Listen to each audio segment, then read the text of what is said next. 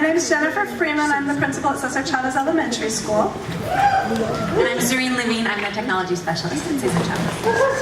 Right below me is my daughter, Amigali, who's going to start at Flynn in August. Cesar Chavez is a high-poverty school in the Mission District. It's basically the heart of the Mission District. You can see our blue school with the beautiful murals anytime you drive down Folsom.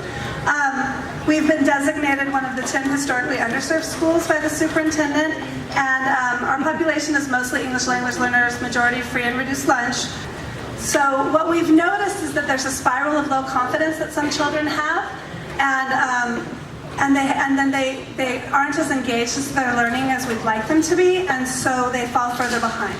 Our design process allowed us to actually speak to all of our community members, and the most inspiring part of that was speaking with the students and hearing the student voice. We realized as a staff that we rarely asked students to reflect on their learning and how to improve our school, and it was powerful. So in the interviews, the students were especially excited about projects and celebrations that they could share with their families.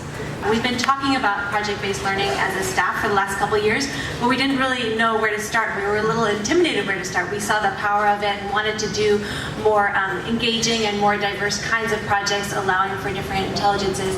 And then when we heard students talking about how they valued celebrations, we thought, oh, this is a perfect opportunity.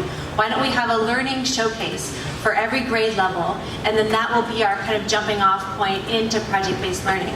We used the majority of our funds for planning time for teachers. So in March, we already had half-day release times for all of our grade levels, and we focused on having teachers use what they already had. So we already have our Spiral 4 writing units planned, and adding a project on top of that to make it really accessible to teachers who are, some of them, a little bit unsure about how do we do project-based learning, how do we start this.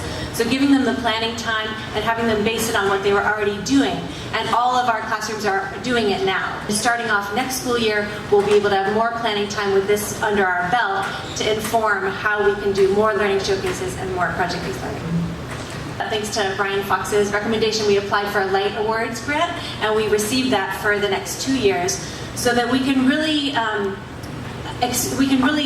do different kinds of teaching. We're asking students to do different kinds of projects, and we want teachers to have the tools to be able to lead that. So our Light Awards grant will give us training in project-based learning and complex instruction, which is a really important piece of doing group work to make sure that it's equitable, so teachers know how to encourage everyone to participate and to value all students as they do this important work.